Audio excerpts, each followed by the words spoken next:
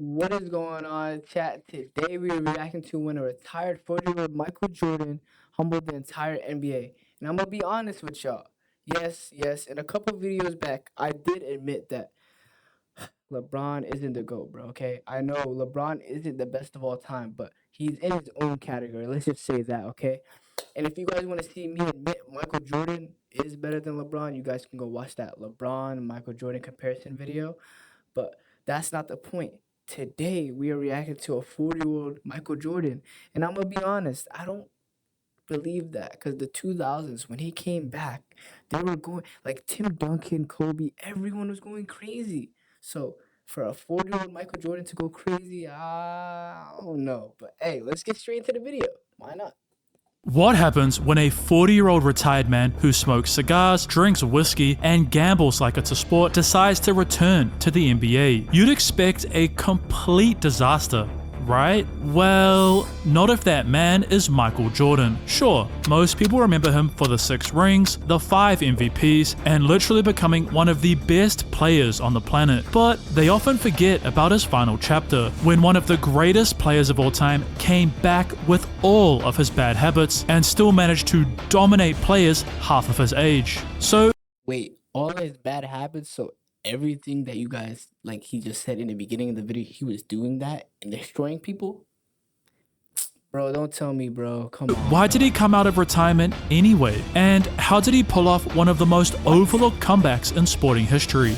Well, to find out, we have to go back to June 14th, 1998. After Michael Jordan and his Chicago Bulls failed to capture their 6th championship in just 8 seasons, they had no choice but to try and win the 1998 title on the road in Utah during either tonight's matchup or in Game 7. However, it wasn't just the fact that Chicago was a single W away from yet another NBA championship which made this moment so huge. We all know that this is Jackson's last year in Chicago, and Jordan has made it very clear that if Phil leaves, he's leaving too. But why would their head coach be leaving? Well, Jerry Krause, the Chicago Bulls general manager who had helped find and draft players such as Scottie Pippen, as well as build Chicago into a 5-time championship winning dynasty, saw a So does that basically mean he left and the team just crumbled? They became absolutely trash? Is that what I'm saying?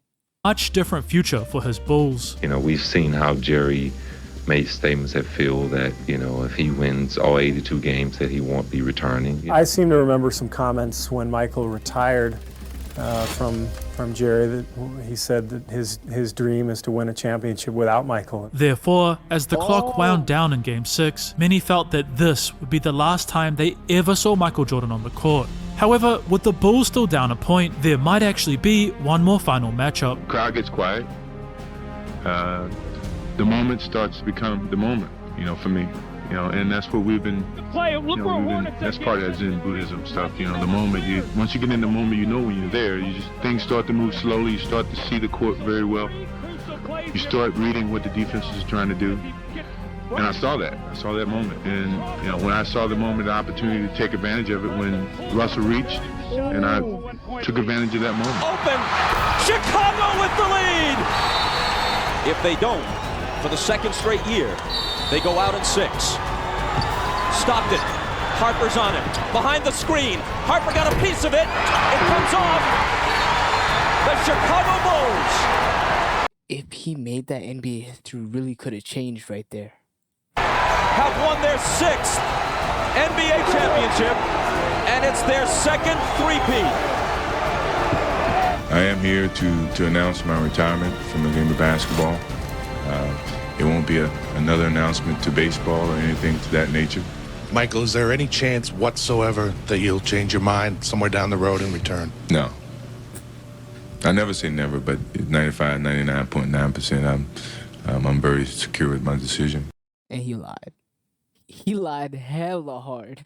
Yet, because this wasn't the first time Michael Jordan had retired, fans speculated that he would in fact eventually return to the game of basketball, a thought only made more concrete by his former head coach. As once Phil Jackson signed on to lead the Los Angeles Lakers before the 1999-2000 season, many began linking the pair. And when Jordan was in attendance for a Lakers game in late 1999, speculation skyrocketed. But do you want to know what the crazy part about this speculation is?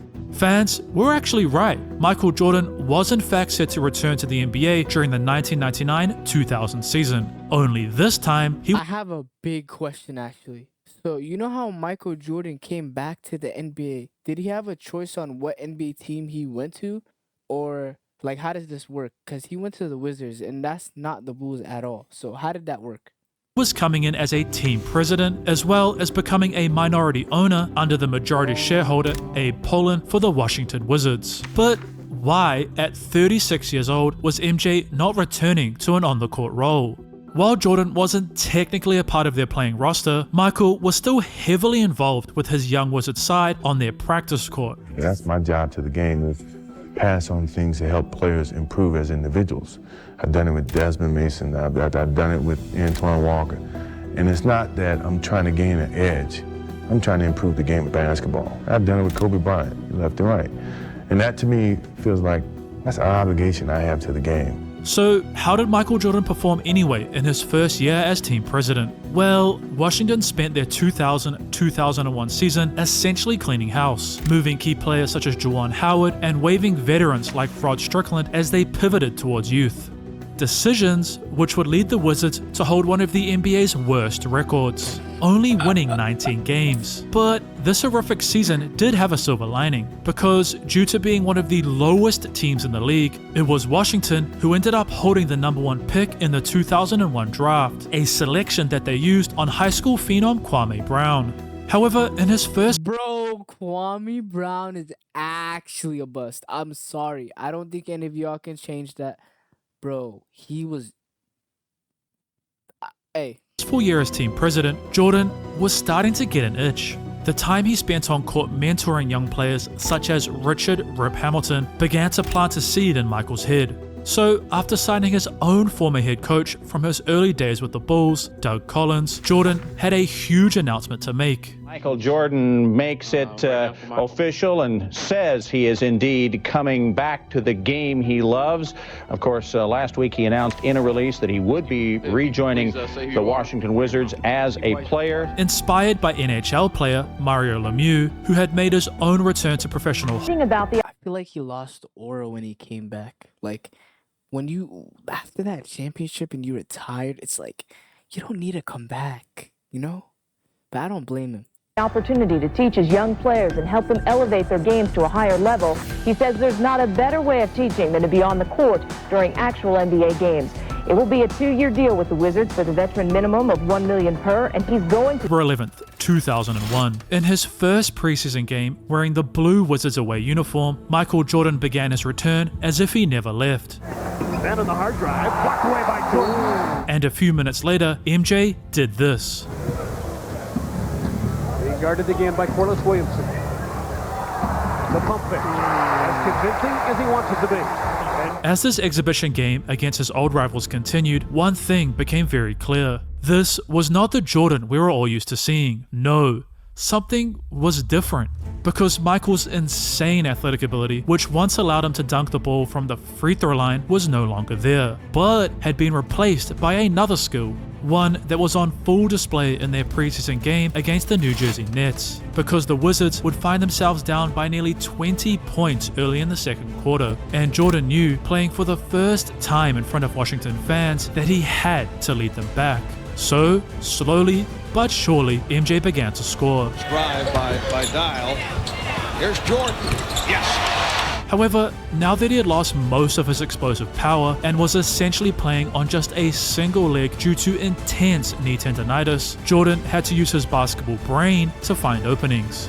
Michael would now utilize far more fakes, attempting to get his defenders off balance and then find openings to get off his deadly mid-range jump shot. But this change in playstyle wasn't even the craziest thing on display during this preseason event, as not only at almost 40 years old would Jordan do this, Jordan with the step. Bro, he's just giving these young guys buckets. God. but Michael would incredibly bring his young Wizards side all the way back into the game. It was 28 here in the third. Jordan again! A three for Jordan! It's a 2-point game! While MJ's insane night would be cut short by head coach Doug Collins in an effort to preserve him for the regular season, Michael had achieved something insane. Here's Jordan on the pull-up. 15 and 22, 41 points from Michael Jordan. Yet, could he actually perform in the regular season? October 30th, 2001. Washington is set to face the New York Knicks in MJ's favorite arena, Madison Square Garden. I'm nervous in every arena that I go in because I know and I can feel the expectation of the fans. And I've learned in the years of playing the game of basketball is that you're never going to be able to live up to what their expectations are.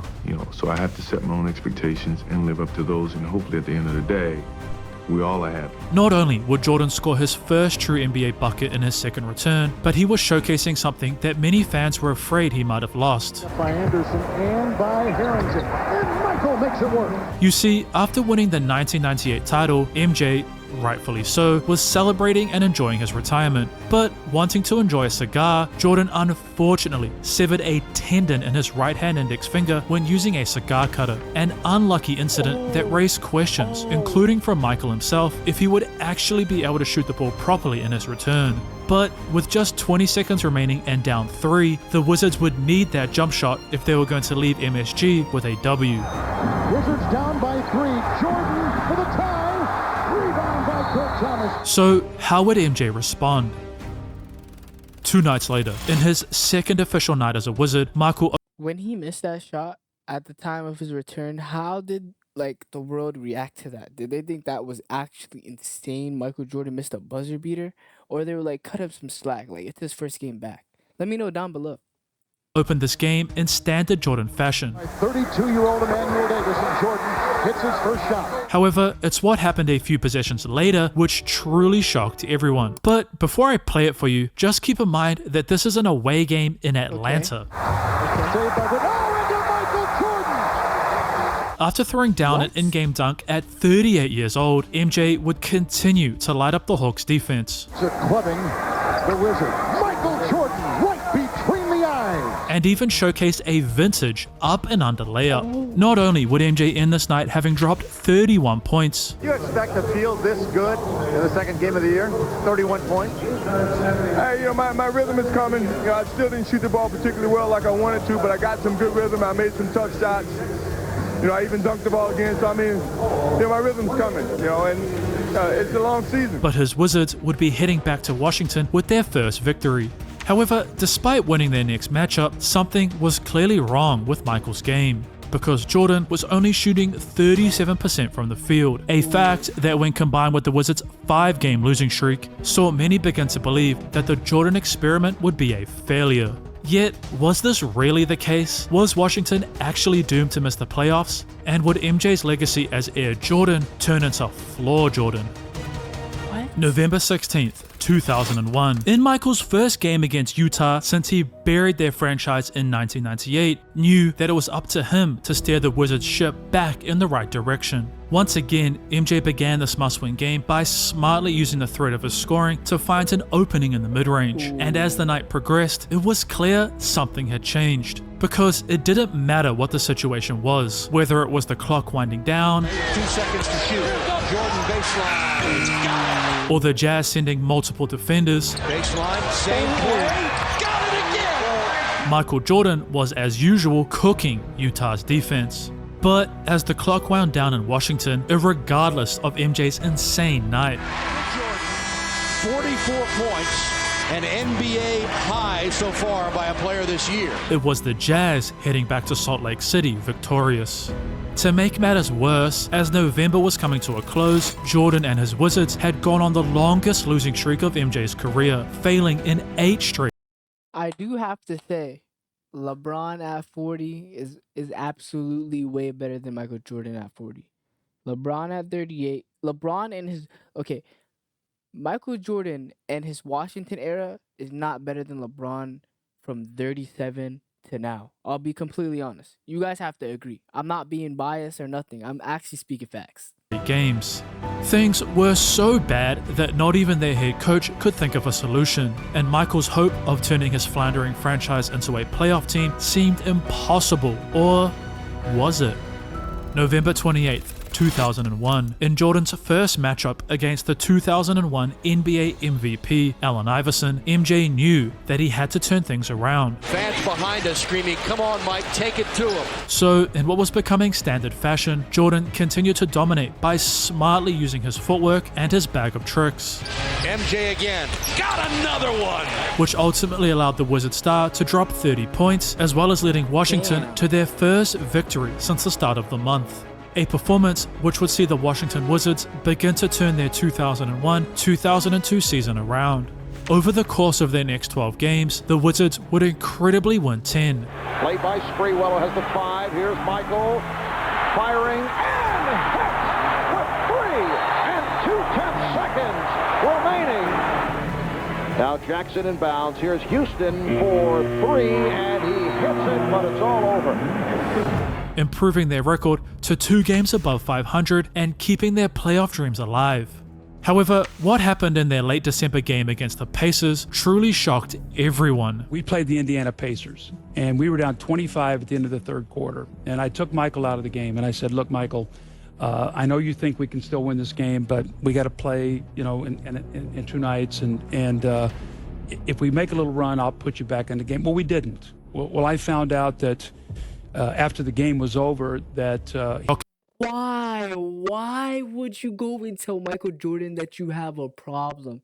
Do you want him to destroy you in basketball? Like, do you actually just want him to go at you the whole game? Then scoring 51 points at 38 years old. In the Wizards' next game against the New Jersey Nets, Jordan's dominance only continued, as Michael would not only draw and one jumpers, Jordan draws contact, and it goes! A sensational shot by Jordan! finish beautifully in and around the hoop, What a move, Jordan. Oh, tremendous shot! score his jersey number in points during the first half, but incredibly score 22 points in a row without missing. He got another one. 22 straight. MJ, after having the worst game of his career, had dropped 51 and then 45 against the Nets. A truly insane series of events and things. 41 then 51. Back to back. And you're 40 years old. Respect. I'm sorry. I'm a LeBron fan, but I gotta respect where respect is due. Only continue to get crazier, because in Jordan's first matchup against his old team, Michael did this. Michael Jordan, the 4th player in NBA history to get 30,000 points for his career. And if you assumed that MJ scoring his 30,000th point was the main highlight of this game, you would be wrong, as what happened during the second half was truly insane. Play to Mercer. Mercer on the run. Oh, what a play! What a defensive play! A 2-hand block, steal, game, set, magic. While most look back on Jordan's time with the Bulls and remember his insane offensive moments, Into the circle, puts the shot in the air. Good! The game's over, and the Bulls have won. MJ was truly gifted on both sides of the floor. All the way back in 1998, not only was Michael named as the league's most valuable player, but he had also been crowned the Defensive Player of the Year, a skill that still remained during his second return. Because despite what many assumed, that Jordan, thanks to the loss of his athleticism, would have lost a step on that side of the court, Michael still retained his physical strength and defensive IQ, attributes which would help MJ transform the Wizards into one of the better teams on the other side of the ball during their 2001-2002 campaign. However, of course, it was always his offensive talent which ultimately carried his squads, a skill set that was on full display as his Wizards faced off against a young Kevin Garnett and his Minnesota Timberwolves. Working on Garnett. Close by him. Oh, vintage Michael Jordan. I had to guard them. Was 40. Man, I got like 38 of that. He was too dribbling. You know, I ain't too slow. Damn. Whatever. Whatever. Watch out. They wasn't even in no triangle. He started making up the triangle as he was doing that. Set it right here. Now, watch out. Whatever. Man, you know, what? That motherfucker took that. He came out one time, shot that motherfucker so high, I jumped, and I was just like, oh, I can't even. Oh, man. And as January was coming to a close, Jordan would once again shock Cavalier fans. So here we go with 1 and 6/10 seconds left. Wizards need the bucket for the win. Jordan the jumper. Got it. You got it at the buzzer. Jordan does it to Cleveland again! I'm a little surprised at how wide open. I was. Rip Hamilton was an all-star, wasn't he? He was an all-star. Correct me if I'm wrong. Game before the All-Star break would change everything for Michael Jordan. Off the glass, what a shot! And he's down and he's hurt. He hurt his knee. He's trying to get up to run it off. Yet, Jordan, as he had done countless times during his career, just fought through the pain. Michael would not only appear in the 2002 All-Star game just All-Star days game? later, but upon returning for the rest He of made the All-Star game that year. Okay. I don't even know. I'm Gen Z, so I literally don't know. the regular season, would do this against the Phoenix Suns. Michael Jordan with 4 seconds. Fakes, shoots.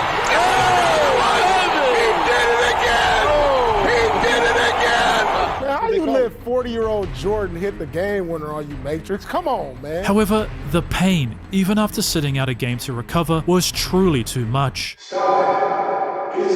Jordan was forced to have a knee surgery in an attempt to ease the discomfort he was in, resulting in MJ potentially missing the remainder of the 2001-2002 season. While Michael would eventually return 11 games later and still manage to score 34 points in 26 minutes against the Bucks, literally on one leg, his knee issues were getting serious. He's back on the shelf again, as first reported by ESPN's David Aldridge on Wednesday. Michael Jordan left the team in Milwaukee Wednesday afternoon. He was placed on the injured list and will miss the remainder of the season. To make matters worse, without their superstar, the Washington Wizards slid further and further down the standings. And once their season came to a close, the Wizards had ultimately failed to enter the postseason. Whilst MJ's return to the NBA had helped Washington add an impressive 18 wins, his injury had many wondering, could he actually help this team make the playoffs? And would he even play next season? Well, before fans got that answer, Jordan, still technically the team's general manager, would trade away Rip Hamilton in exchange for an all-star in Jerry Stackhouse, as well as... He was on the team playing and doing trades. This guy is the GOAT. I'm sorry. That is like some crazy top tier, like, that's some aura type stuff. Bringing in Larry Hughes and former mentor Charles Oakley. Michael would also confirm with fans that this, the 2002-2003 season, would 100% be his final time in an NBA uniform. A fact which brought the 6-time champion peace. This season would allow the former face of the NBA a chance to get the farewell tour that he missed out on during his 1998 season. However, Jordan had some serious battles to face if he was going to appear in the postseason one more time, and it all began on November 8th, 2002. Jordan, who spent the early part of his final season coming off the bench, opened his night by scoring with his mentee, Kobe Bryant, draped all over him, an exciting matchup that only continued all game long. Spins, fade away, good! Wow! As this battle was coming to a close, thanks to MJ missing 2 crucial free throws, the Lakers had incredibly taken a 1-point lead after being down double digits earlier on. The Wizards had just 2.9 seconds remaining to steal this W, and you know exactly who they were going to give the ball to. Final look. Russell gives it back to Stackhouse. Oh, he did not! First of all, let's talk about that last play. You guys had so little time to set it up. What happened? Well, I figured everybody was going to focus on me, and I was going to rub off the post guy and give him a chance to step up, and Jerry was going to cut off of him and have a good shot at it. I missed my free throws. He saved me tonight. Yet, a few weeks later, against the Philadelphia 76ers, in Jordan's first game back as a starter, it would be MJ, with 5.4 seconds remaining, who got his chance to grab a victory for Washington. This time they go to MJ. Jordan, can he do it again? Underneath, knocked away, ball on the floor, that's your ball game. With the Wizards falling to 6-10 thanks to Jordan's failure to put them over the hump, many began to doubt if the near 40-year-old could actually still play. Really? Oh, so that's how you're gonna play it. You gonna do this? Okay, fine. That's all I needed. That's all I needed for him to do that, and it became personal with me. December 3rd, 2002. Wow. Knowing full well how vital it was for Washington to win this game against the Milwaukee Bucks, Jordan came out and focused on something different. MJ, facing rising star Michael Redd of the Bucks, would take a much more simple approach to the game, moving off the ball, Inside MJ, who lays it in. looking to draw fouls, Getting the assist. or finding open space with easy one-dribble pull-ups in the mid-range. A mindset shift that resulted in the near 40-year-old scoring 25, but most importantly, knocking down the first domino in what he hoped would become a Wizards season turnaround. We need to get a win. Doesn't matter how they play. We got to play good, and we're going right back into Detroit tomorrow, and hopefully we can feed off of this. 1 week later, in his first and only matchup against former teammate Scottie Pippen, Jordan continued his form. His angles were a little bit more sharp. You wasn't going to move him. He was a strong 2-3 guard. You wasn't going to just move him lightly. And his shot became more dangerous. He became more solid as that veteran player when his years in Washington, as the question stated. He's still out there. I feel like Jordan was really just trying to shoot, bro, like on this. When he was on Washington, it was just middies. Correct me if I'm wrong, though. They're talking shit. Oh, you know what I'm saying? But regardless how Michael seemed to his opponents, Washington was still trending downwards. Because not only would the Blazers send them packing, but since their victory against Milwaukee, the Wizards had only gone 2-3. A poor effort which saw Washington 4 games below 500 and out of the playoff race. Perhaps as he neared his 40th birthday, Michael should hang up his Jordans and head back upstairs. December 17th, 2002. Washington is in Atlanta, and MJ is hungry to prove to everyone that he can in fact carry his Wizards side into the postseason, and he did so the only way he knew how. It was so incredible because it was such a master of art, how simple he just made the game. It's just playing off jab steps, pump fakes. Not only was he destroying defenses with simplicity, but it was the same. Yeah, DeMar DeRozan's right. Like, I feel like it's technical, like one-step dribble shot. Like, he's not really trying to do too much. He's trying to get straight to the basket. I understand it. I think I do. Let me know. Old taking everything personally mindset, which truly made Jordan. This is what he said after scoring just 2 points on a 1-9 effort against Toronto. I don't want anybody to think I can't score. I can score if I want to. I can go, and if I can score 2 and we win, I'm happy. Michael would not only round out this must-win game with an insane layup, but having scored 30 points and most importantly, grabbing a W. But this was only the beginning. In the following night against the Memphis Grizzlies, MJ would continue to decimate defenses with his pure scoring. Jordan's almost impossible to guard fakes would see the 6-time champion drop another 33-point game and grab a second victory in a row for his Wizards. But as Washington entered 2003, they were still below 500, having only won 15 whilst racking up 17 losses. If the Wizards were ever going to make the playoffs, it became clear to Michael Jordan that he was going to have to enter a whole nother gear. January 4th, 2003. In another matchup with rival shooting guard Reggie Miller, MJ started his night how he often did. 4 shots, Jordan's fade away. However, it's what happened in the second half which truly stunned everyone. And no, it wasn't his Globetrotter-esque floor Jordan pass, it was this.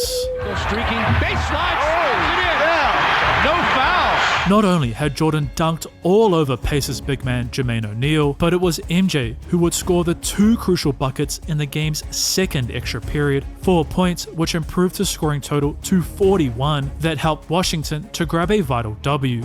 Michael would then continue to average 18.3 points over his team's next 5 matchups, allowing the Wizards to finally grab a true 500 record for the first time in their 2002-2003 campaign. And things only get crazier. I feel like this version of Jordan is better than a lot of NBA players, I'll be honest. Their next matchup versus the Orlando Magic, because Grant Hill, the Magic's all-star forward, had suffered what should have been a season-ending ankle injury, but he wanted to guard his hero one more time. So Jordan, being Jordan, did this. When I tell you he torched me in that first quarter, like literally he gave me 20 points in the first quarter on the same play. Like he just ran the same play every time and did this, like, and I could not guard him. And so literally I checked out of the game at the end of the first quarter and I didn't even go to the bed. I just walked back to the locker room. Like I was done. Like literally had surgery like a couple days later. MJ's 32-point effort, which essentially ended Grant Hill's season, placed his Wizards above 500 for the first time that year. Perhaps their postseason dreams would actually come true.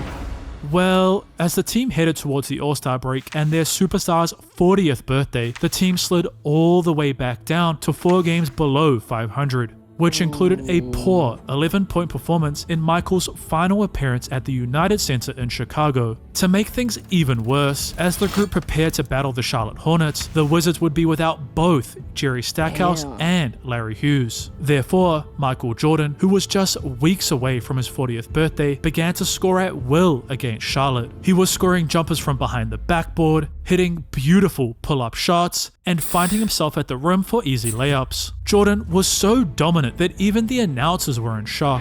Jordan flushed it down, and he's 14 for 24. I don't know how much longer he can do. I mean, he's actually just carrying the offense. And once again, not only did the Wizards leave with a huge W, but MJ had dropped an insane 45 points. Michael Jordan, the greatest player of all time, when they needed him without Stack. Didn't he drop 51 on the Hornets earlier in the video? What the heck? And without Hughes, comes through in a gigantic way. So now that Washington was just 1 game below 500, could they actually make a playoff push? Well, before we got to find out, Jordan was set to appear in his 13th All-Star game as a starter, after Raptors star Vince Carter gifted the legend his starting role. I have passed on the things that Dr. J, some of the great players, Magic Johnson, Larry Bird, has passed on to me. I pass on to these All-Stars here, as well as the rest of the players in the NBA. I thank you for your support. Now I can go home and feel at peace with the game of basketball. Fans would then be treated to a back-and-forth battle between mentor and mentee in what many viewed as the passing of the torch. I know where you're going. You gotta get up quick. If you knew where I was going, why you go for the fake? Mike, after you face the ball, where else you gonna go? You left your feet. Yeah, but where else you gonna go? In the game, I go for you. I spun all the way around. I go for these ribs right here.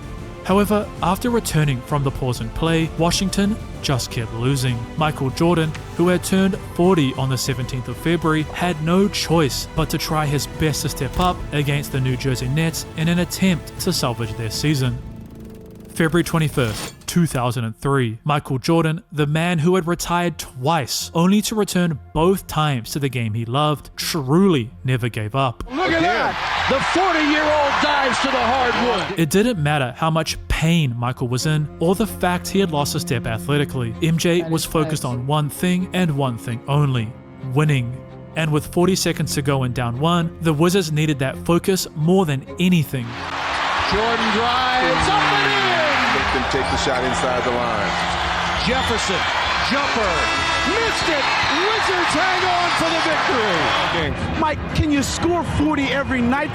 You're going to have to get Jerry involved. You're going to have to get these other guys involved, I would assume. Man, I only got 28 games left in my career. I'll do whatever I got to do to get to the playoffs. Michael Jordan's truly insane drive to succeed would never stop, as during their late February matchup against the Houston Rockets, Jordan just kept putting his 40-year-old body on the line. While MJ did miss the game-winning shot at the end of regulation, his insane and one over 7'5" Yao Ming at the point. Here's Jordan backing Mobley. Jordan.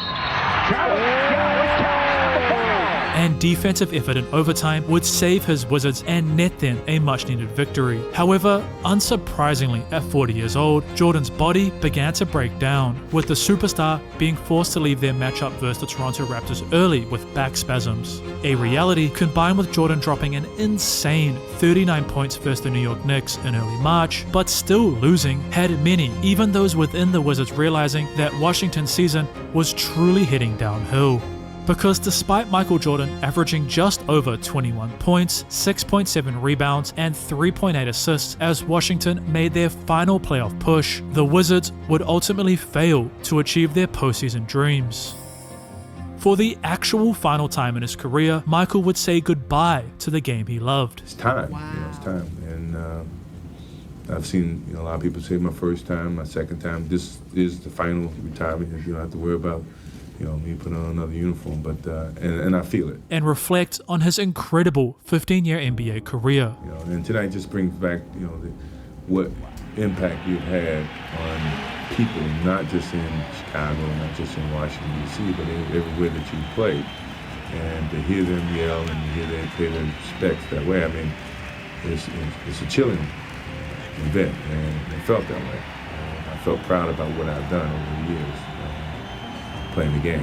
But Abe Pollin, the man who had allowed Jordan to be a part of his franchise, would have the final say in MJ's Wizards career. Because despite having an alleged verbal agreement that Michael would resume his minority stake and team president role during the 2003-2004 season, Abe ultimately fired Jordan.